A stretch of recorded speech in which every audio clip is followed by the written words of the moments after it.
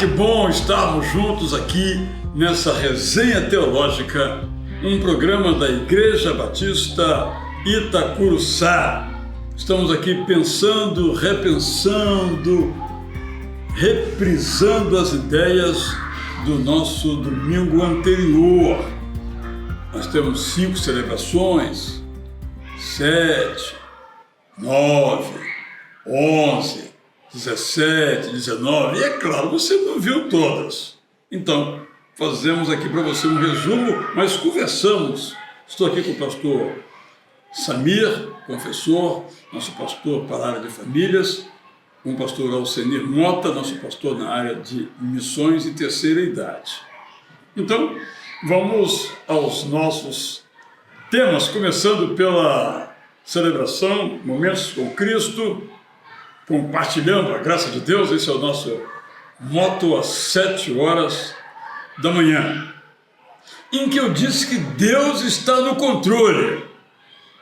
Está mesmo? Deus está no controle? Com certeza, né? Sempre. Mesmo quando a gente não consegue perceber esse controle, Deus está no controle. E o que é mais comum, né, Israel? A gente olha para o mundo e fala, como que Deus está no controle, né? Lá Abacuque, né? Abacuque também lá no seu desespero, vendo a Babilônia chegar ali, e como entender tudo isso? Até a própria justiça de Deus, né? Ali, e a gente... Deus é Deus, né? E você sabe, Alcenir, que nos Salmos a pergunta mais repetida é: até quando, ó Deus eterno? Até quando? É a pergunta do milênio, dos milênios. Isso é o coração do homem, né? O coração do homem quer tudo para agora, né? E a gente tem essa vontade de querer ter tudo resolvido e esquece que tudo tem um tempo. E também essa questão do tempo de Deus e o nosso tempo. Às vezes nós entendemos que Deus tem o seu tempo, por isso que a gente quer que as coisas já estão na nossa mão, no nosso controle. Mas na verdade que as coisas estão no controle do Senhor, mas não estão no nosso tempo. E aí o autor de Eclesiastes acrescenta o seguinte: Deus não nos dá a conhecer o futuro. Você gostaria de conhecer o futuro? Ah, demais, né? Eu gostaria de conhecer, mesmo. Eu gostaria de conhecer o futuro. E você? Queria conhecer o seu futuro? Vou particularizar a pergunta. Se eu pudesse mudar, né? Já tem uma isso. Saber do futuro sem ter nenhuma autonomia, sem poder mudar as coisas, eu acho que é meio complicado.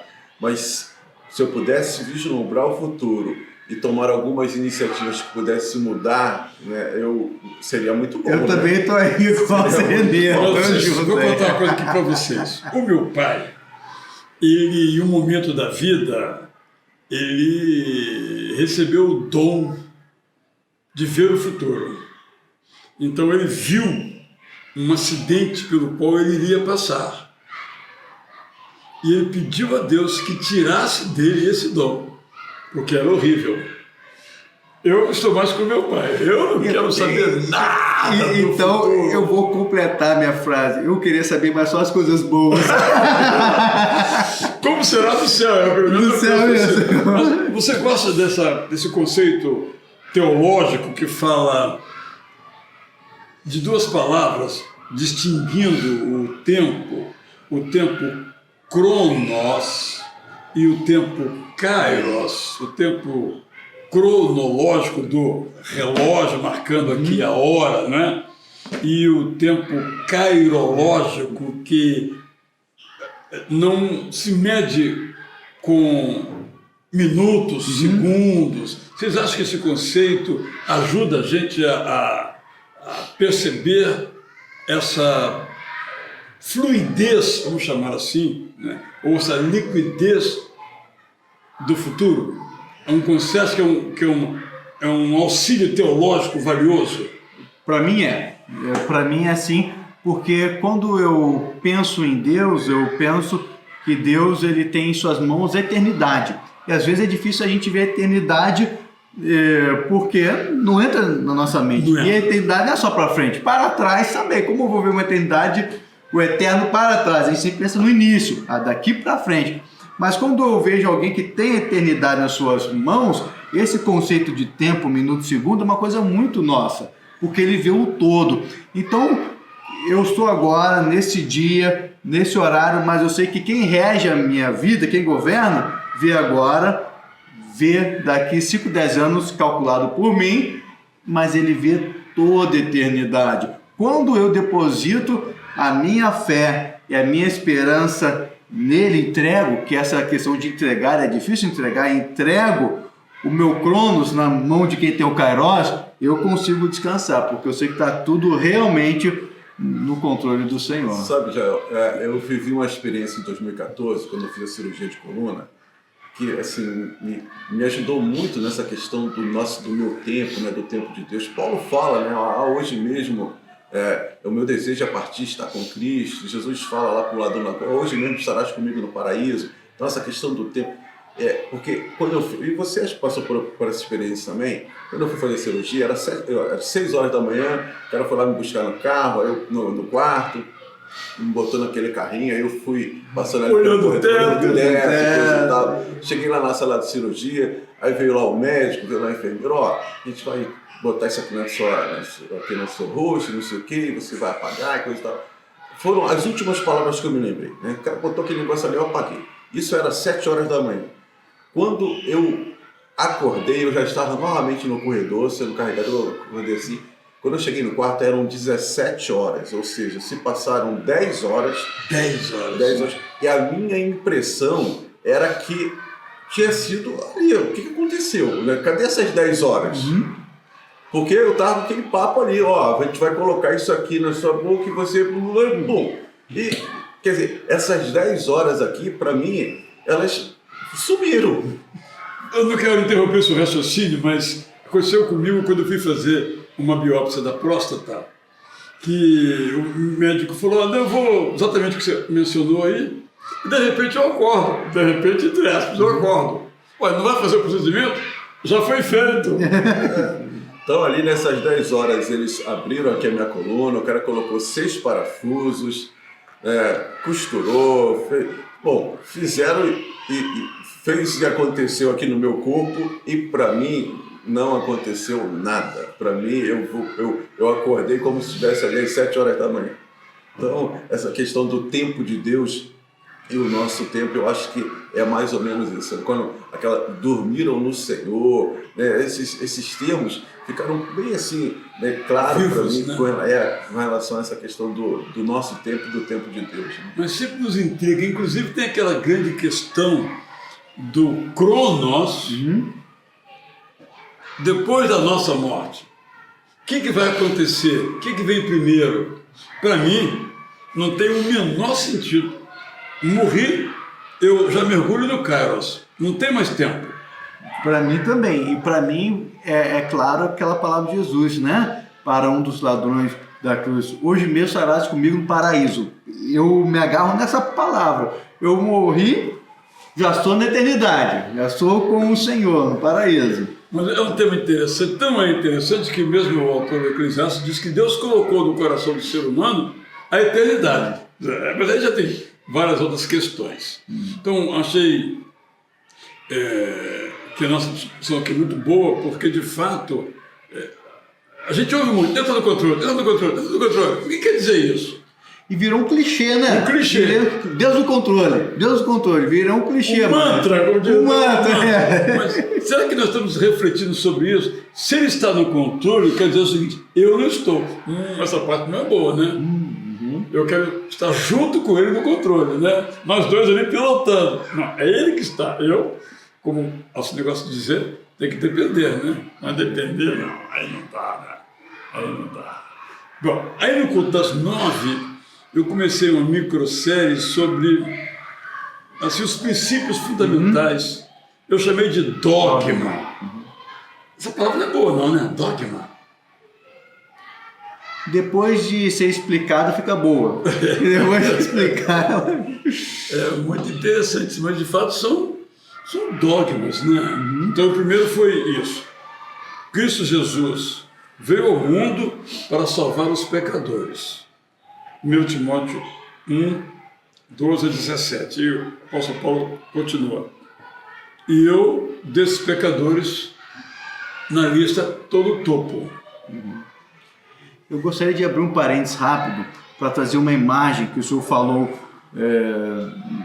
quando estava pregando, que para mim trouxe de uma forma clara que é o dogma, que venceu o princípio, que é a questão do tripé, né? O senhor pegou ali um pequeno púlpito que os músicos usam ali para colocar a partitura, eles têm ali 3 pés. Se tirar um, ele não fica equilibrado. Para mim, essa imagem ficou muito clara do que vencer um dogma, a importância dos princípios em aqueles que são fundamentais para a nossa fé. Se a gente retirar, vai perder o equilíbrio e vai cair. Para mim ficou claro a importância do dogma.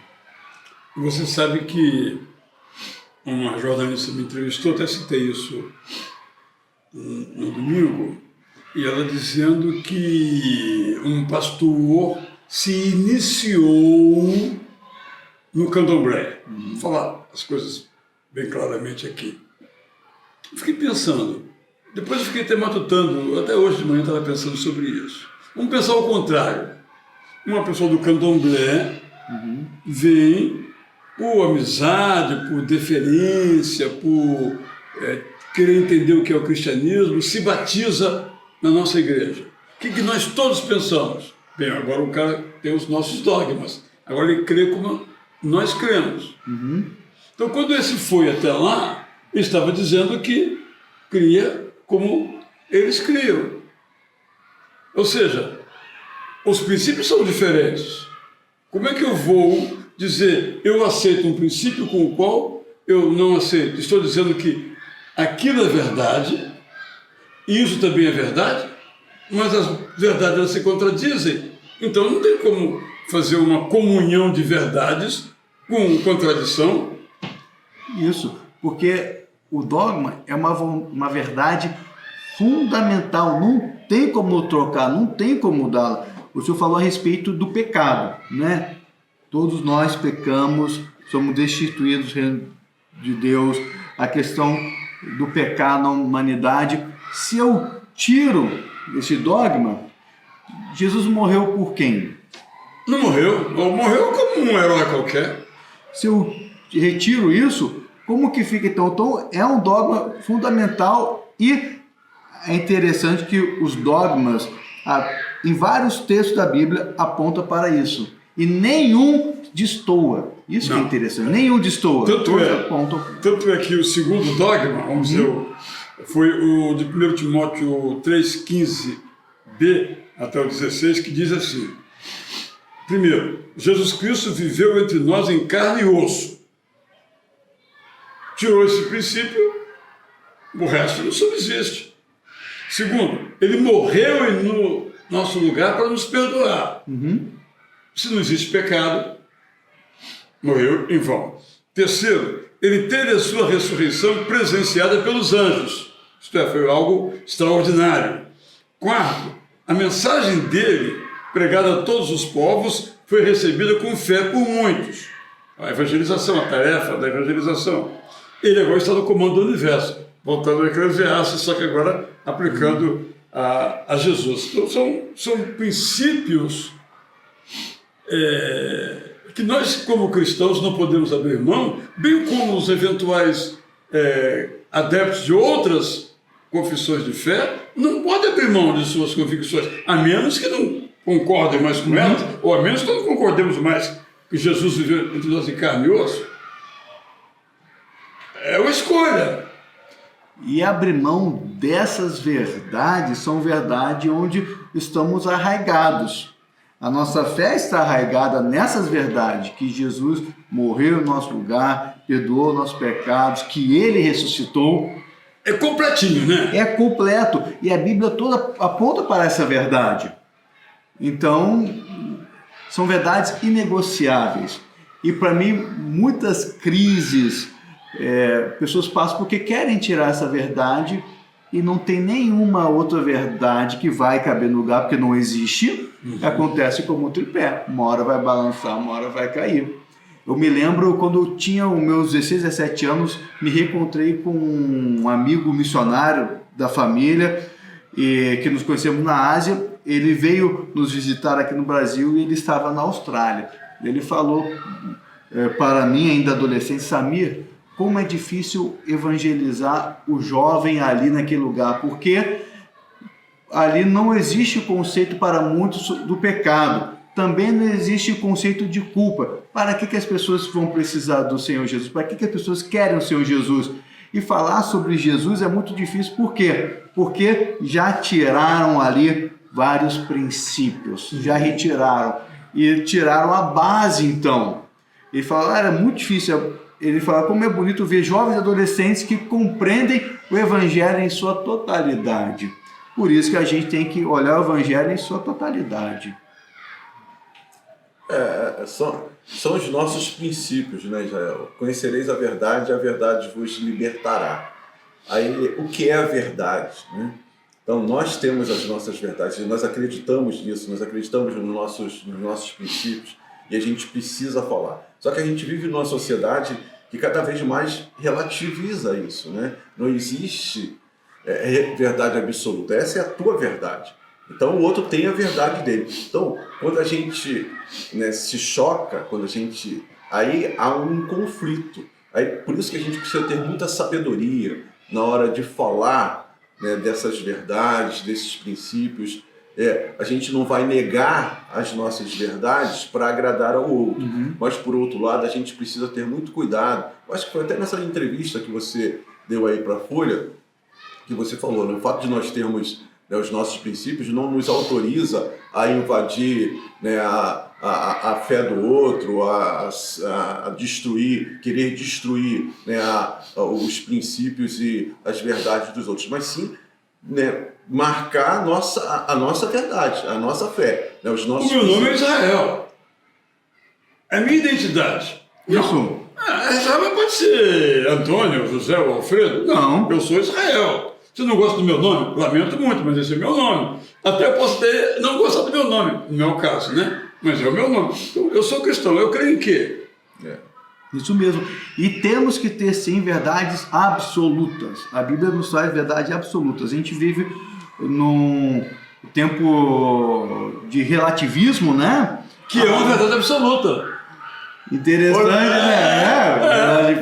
Então, se apresenta como sendo a verdade absoluta. As pessoas querem relativar tudo. Ali no livro, não estou me recordando agora o autor, mas ele falou muito interessante, uma coisa muito interessante sobre esse tempo do relativismo. E ele, como americano, falou: você chega para um técnico de beisebol 50 anos atrás. Então, aonde vivia num tempo onde a verdade era absoluta. O que é isso aqui? Isso aqui é um taco de beisebol. E daí você chega para um técnico de beisebol da pós-modernidade relativista. O que é isso aqui? Mostrando para um taco de beisebol. É o que ele quiser ser. Não, um taco de beisebol sempre vai ser um taco de beisebol. Ele explicando. E às vezes a gente quer tratar verdades só absolutas como relativas, mas não vai dar, porque o senhor falou a questão do nome. O senhor é Israel. Eu sou Samir, pode me chamar de outro nome, mas não serei eu. Não é verdade. Não é verdade, não é verdade. Mas eu acho que você tocou num ponto importante.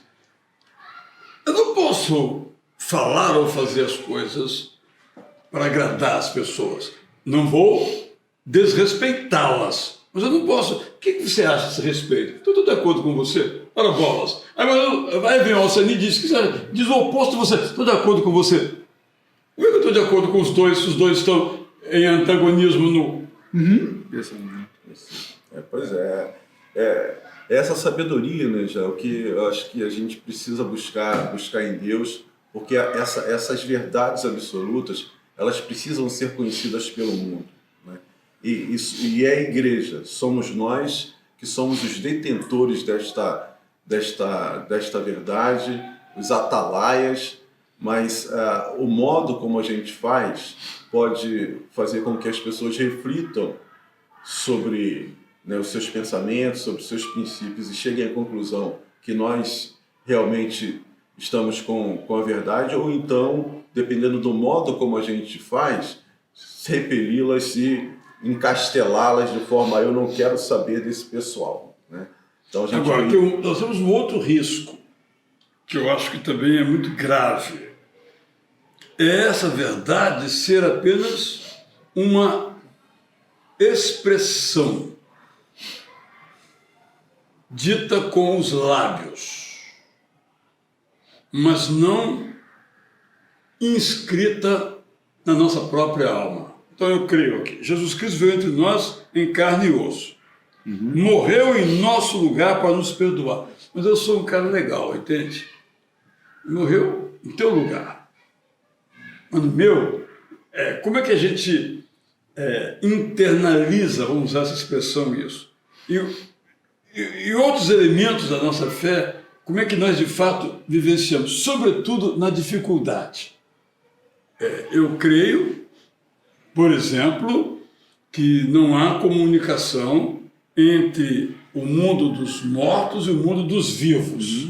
Aí eu perdi alguém muito querido, minha esposa, meu pai, meu filho, aí me diz que em algum lugar eu posso conversar com ele. Mas eu não creio nisso. Nunca criei, mas eu vou lá.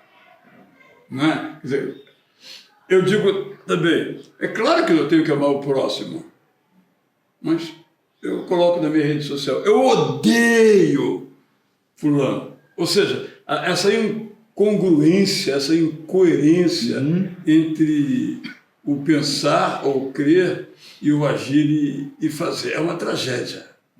Realmente esse tem sido um dos muitos problemas da igreja ao longo dos séculos, né, Jael? A gente, né, pensar nas cruzadas, e você vê tantas atrocidades que foram feitas e continuam sendo realizadas em nome de Deus, acaba sendo um problema, né, para a gente falar desse Deus que é amor, desse Deus que, né, veio para salvar o pecador. E quando os seus representantes, às vezes, agem de forma tão diferente, né, com um discurso que não casa com o que proferem com os seus lábios. É muito triste, é uma preocupação que eu tenho, né, de procurar viver, porque é aquilo que você já falou, e a gente lê aí. Hoje, o mundo ele não está muito preso ao que nós falamos, mas aquilo que nós vivemos, né? Nós somos essa carta viva, carta aberta para o mundo. Aí, o cara é cristão, mas como é que um crente está batendo na esposa? Como é que um crente está sempre brigando lá no condomínio, arrumando briga? Como é que... Aí a coisa não flui, né? Essa mensagem, ela acaba soando falsa. E não encontra um lugar no coração das pessoas. Este é o meu drama, Alcenir. Como é que eu coloco isso na prática? Por isso eu gosto muito das cartas de João. O amor é o teste da fé. Então, se eu creio e não amo,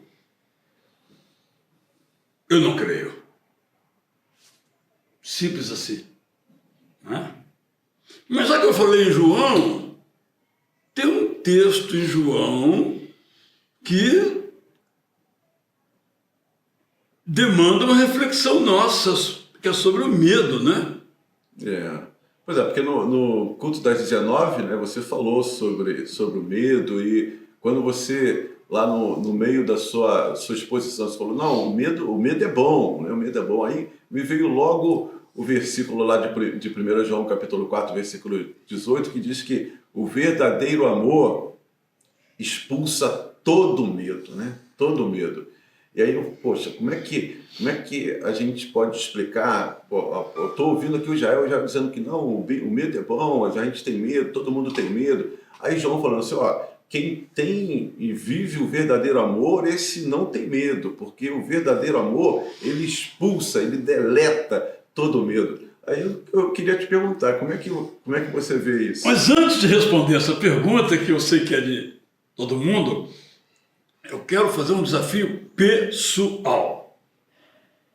De que você tem ou teve medo? Idem. Certo. Eu vou dar a mesma resposta que eu lhe dei há uns 13 ou 14 anos atrás, quando nós fizemos o discipulado radical. E era essa pergunta: o que você tem medo? E daí a minha resposta, que eu já vim trabalhando nessa pergunta já esse tempo, meu grande medo é de perder meus familiares, né? De perder as pessoas queridas. Esse sempre foi meu grande medo, de um dia ter que lidar com essa verdade, que é a morte, e perder meus familiares. Então esse é o meu grande medo, e cada vez tem sido um medo muito menor, porque a gente vai se preparando e aproveitando cada minuto com os familiares, sabendo que é uma verdade que um dia a gente vai ter que enfrentar, mas esse sempre foi meu grande medo. E você, Alcenir?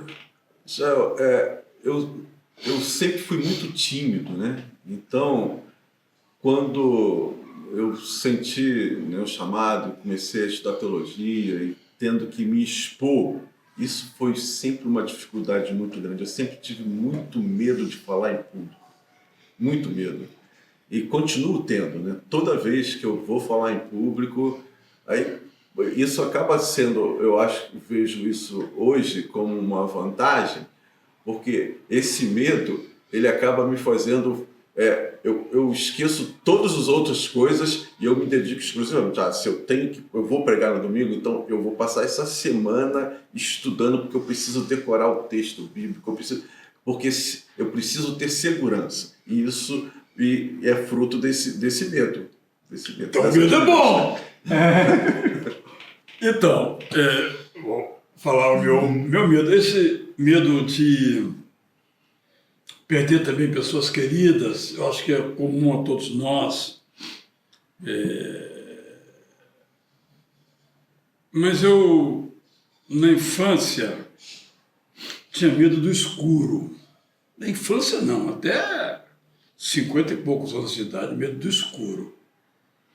Ao ponto de, quando criança, hoje eu entendo, fazer xixi na cama, para não ter que me expor, atravessar a casa e ir ao banheiro, até porque na minha infância mais recuada, eu acho que o banheiro não era dentro de casa, né?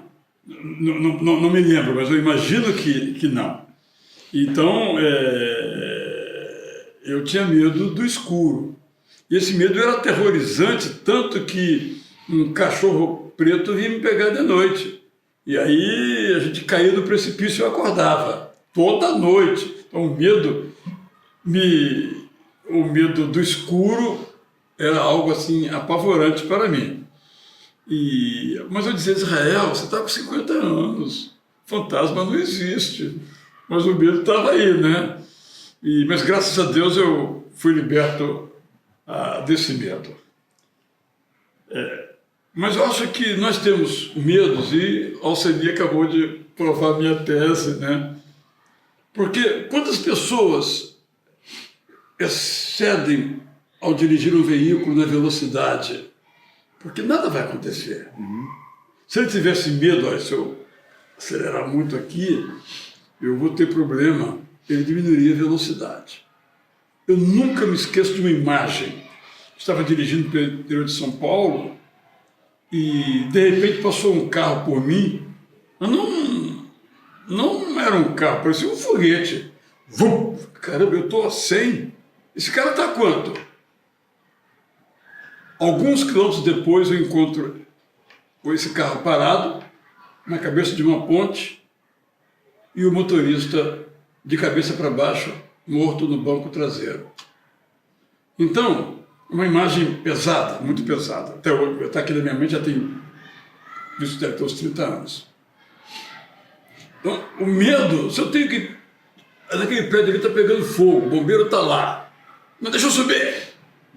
Eu tenho que ter medo. O medo é positivo, né? Como no caso que você citou, nesse sentido do medo.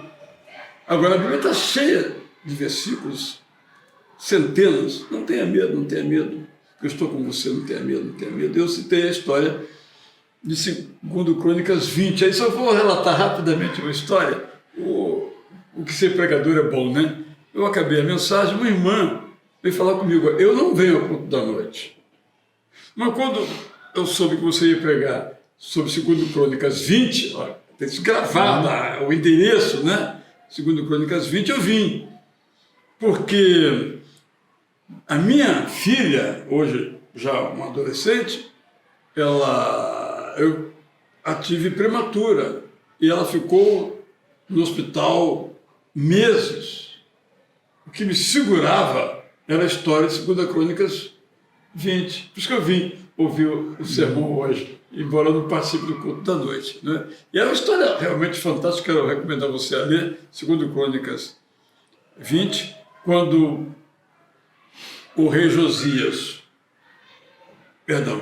Josafá não sabia o que fazer, porque se juntaram 3 nações vizinhas para atacar Judá, a parte sul de Israel, não sei o que fazer. Aí o que ele faz? Ele ora. Né? Ele ora. E mesmo assim não tem resposta.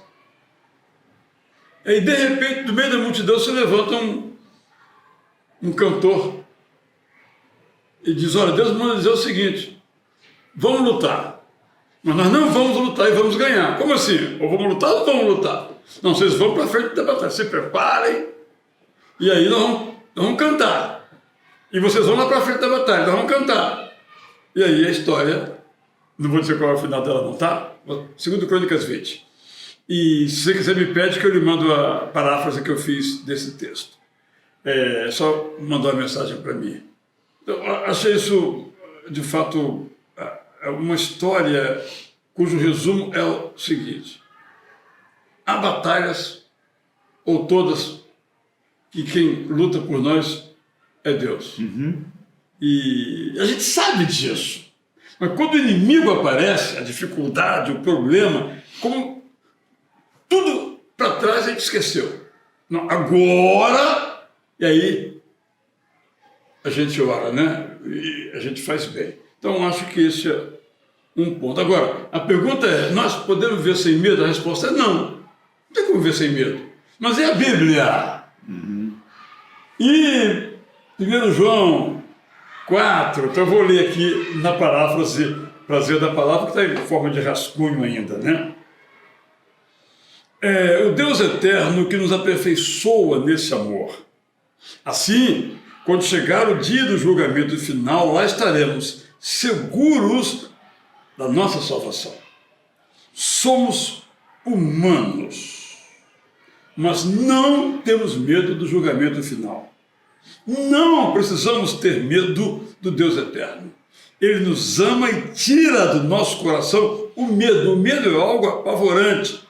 Quem tem medo do julgamento final é porque o seu amor ainda não foi aperfeiçoado por Deus. Nós somos capazes de amar porque o Deus eterno nos amou primeiro. Então, quando a gente pega o versículo isolado, o perfeito amor lança fora o medo. Primeiro, amor de quem? É o seu amor para com a sua esposa, para com a sua filha? Não. É o amor de Deus, o perfeito amor de Deus.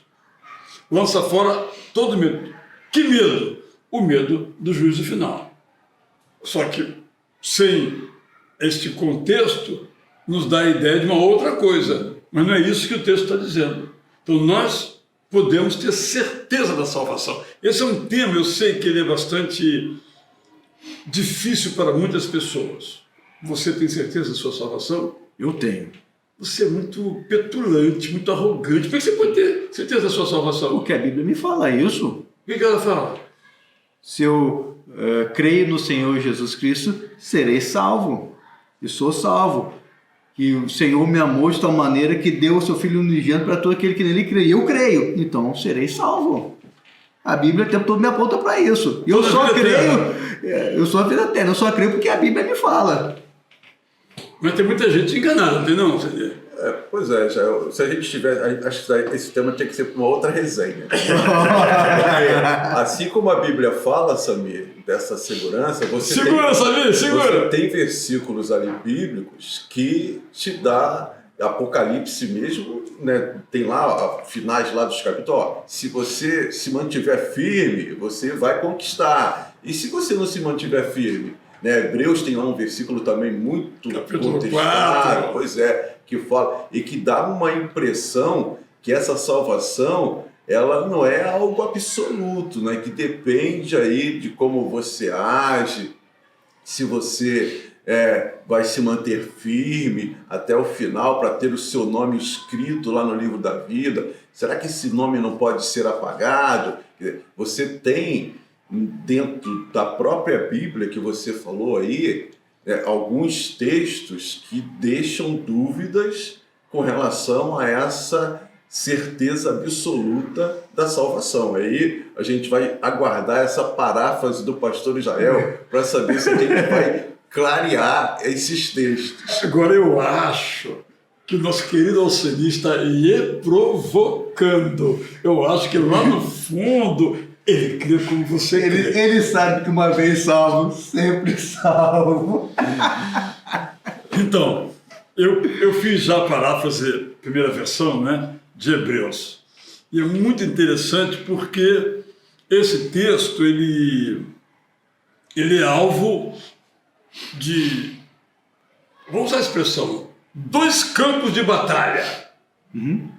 O campo calvinista estrito e o campo arminiano específico.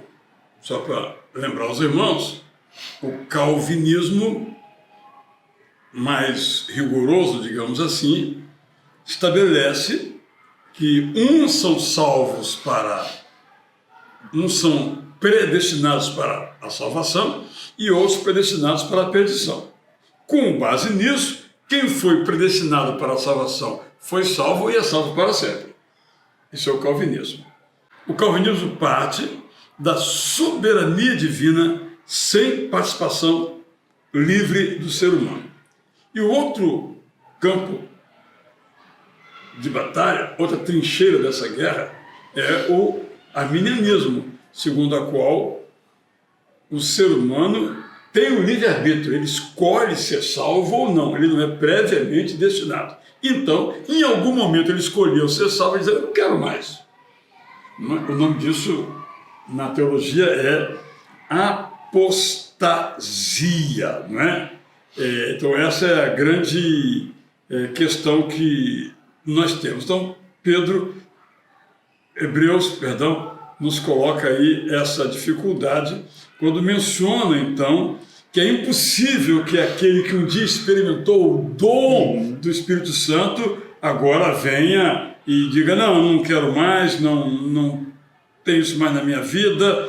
Essa é uma grande questão que, de fato, se coloca diante de Deus. E aí uns vão defender que o autor aos Hebreus está admitindo a apostasia e outros dirão que a apostasia é uma realidade para aqueles que de fato nunca creram. Pareciam que criam, mas na verdade não criam. Então, nesse sentido, é impossível que alguém que experimentou o dom do Espírito Santo, que é do novo nascimento, é impossível que ele faça isso de novo, porque ele já fez. Então, aí um monte de interpretação a esse respeito. O que nós batistas tradicionalmente cremos é que a salvação não se perde, não baseada essa teologia na predestinação, mas na presciência de Deus. É uma maneira, ao meu ver, muito boa de se resolver o problema. Porque, de fato, você tem pessoas que, até o William diz isso, né? Caminhavam tão bem e hoje longe vão. Né? A explicação batista é que eles caminhavam bem, mas não eram do Evangelho da Graça de Deus, mas estavam ali entre os do Evangelho da Graça de Deus. Deus, então, decreta a salvação, e essa salvação é inegociável e imperdível com base no prévio conhecimento da decisão, no meu cronos, no kairos de Deus, que eu iria tomar. Então, eu ouvi o Evangelho, E se eu não ouvir, eu não tenho essa possibilidade, eu ouvi o Evangelho e disse, é isso que eu quero. O Espírito Santo genera a minha alma e eu sigo nela. Então Deus, que viu a minha decisão lá no futuro, já decretou antes lá a minha salvação. O termo é a presciência de Deus, né? E é uma boa solução, que de fato nós temos pessoas que apostatam, mas apostatam aos nossos olhares. Não eram de fato pessoas que criam em Deus, não foram pessoas de fato geradas de novo pelo Espírito Santo. Então por isso que eu entendo que a teologia batista tradicional da presciência de Deus resolve aí os nossos problemas de uma maneira bem, ao meu ver, clara a esse respeito. Mas nós vivemos, por exemplo, num país com uma proeminência muito grande de pentecostais, que são a maioria dos evangélicos no Brasil, e a maioria dos pentecostais, ou a totalidade, embora alguns talvez nem saibam, segue Armínios, o Jacobus Armínios, o Jacó Armínio, o Tiago Armínio, nesse quesito teológico. Sabe, assim,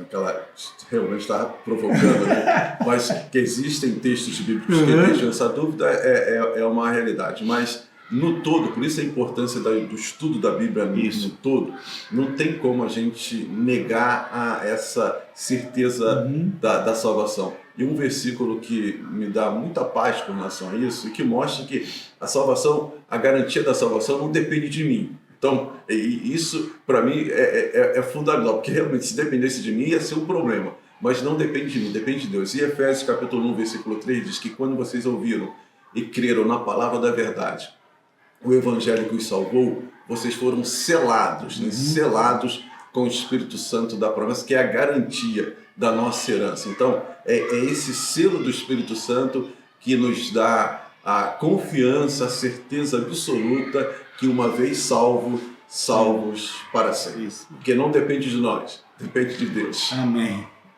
Mas eu quero, antes de terminar, perguntar ao Alceni, faltou alguma coisa no domingo? Pois é, já a gente teve às 17 horas a Marlene Tid, né? Nossa missionária. Foi bom. Eu amo de paixão, né? A Marlene tem uma identificação muito grande com ela. Eu tive o privilégio de levar um grupo lá no Chile, né? Passei ali uma semana, né, trabalhando, vendo essa mulher de Deus ali desenvolvendo o seu trabalho missionário, hoje aposentada ali em Curitiba, mas ainda com esse ardor e com esse desejo de levar o Evangelho a todas as pessoas. Então, ouvi-la aqui no domingo foi muito bom, ver o seu testemunho, a sua vida, né, de dedicação, de oração. É sempre muito edificante poder perceber na vida das pessoas, Israel e Samir, a prática, né? A prática, não somente o discurso. E a Marlene é isso, é a prática do Evangelho, é a prática do amor. E pastor Alceni, você viu a alegria dela quando contava sobre as conversões, quando ela pregava, quando chegava alguém na congregação, depois tornou-se igreja, a conversão daqueles jovens tocavam numa banda do mundo e vieram para a igreja, a alegria dela, o rosto dela, o sorriso, assim, cumprir a missão, né? A alegria dela falando ela das falou até uma conversões. barbaridade lá, né? Falou, barbaridade. Tem falou lá um pouco do gauchês ali.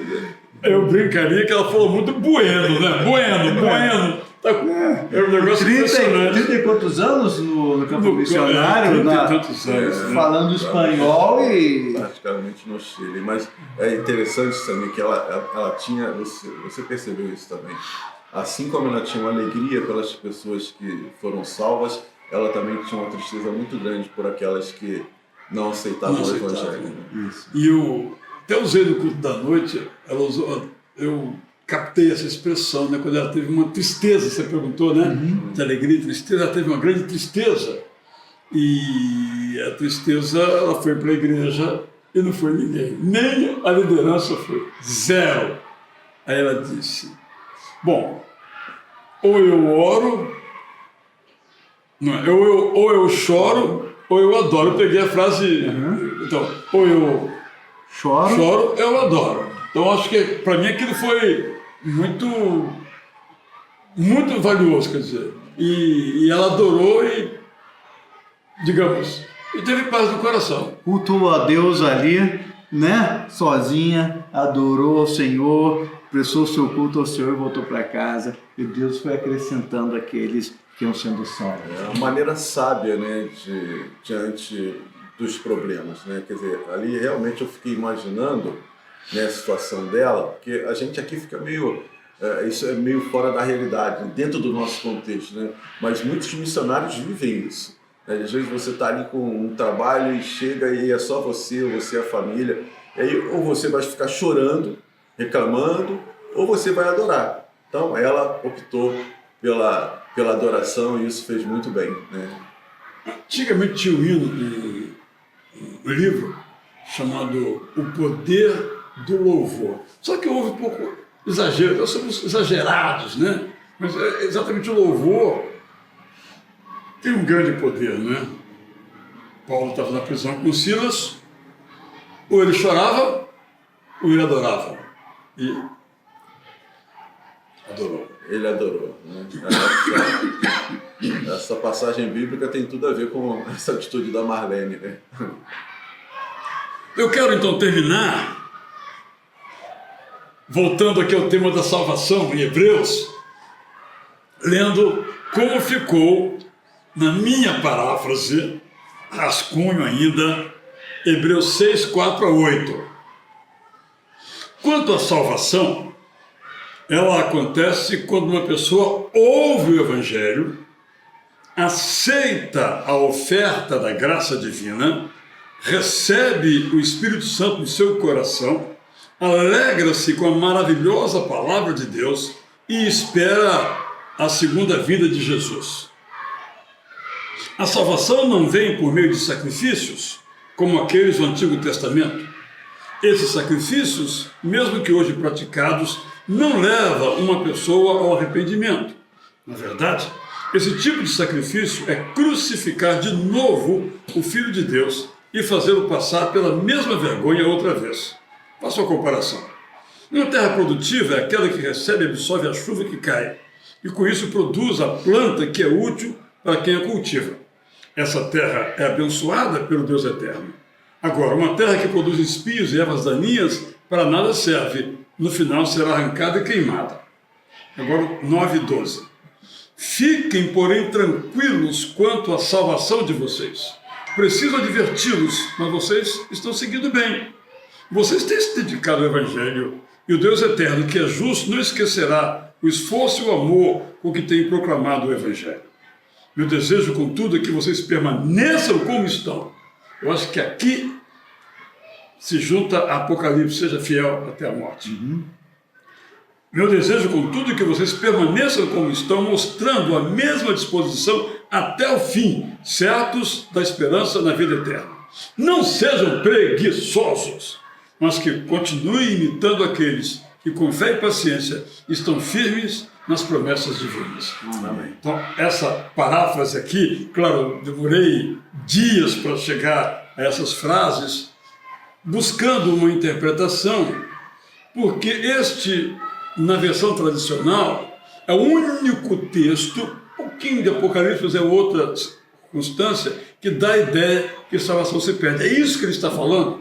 Então eu procurei trazer aquilo que entendo, à luz de muitas pesquisas, que é isso que ele está dizendo. Ele não está falando da apostasia aqui.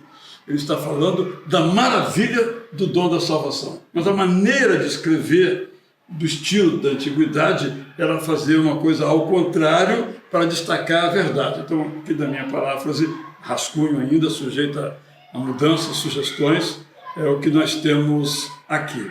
A salvação não vem, como o Alcine falou agora há pouco, por meio de sacrifícios. Porque os sacrifícios não levam a pessoa ao arrependimento. E quando nós continuamos a fazer sacrifícios, Eu acho que esse texto fica claro no capítulo 12, quando ele fala assim: vocês são privilegiados, na versão que preparei, porque vocês não estão no Monte Sinai, onde o fogo é consumidor. Vocês estão em Sião, onde Cristo foi crucificado. Porque havia uma tendência entre os autores, que são chamados hebreus, da carta, de voltar ao passado. A lei. Eu acho que esse é o contexto que nos ajuda a entender essa verdade. Eu desejo então para você, desejamos aqui, né? Isso. Graça e paz.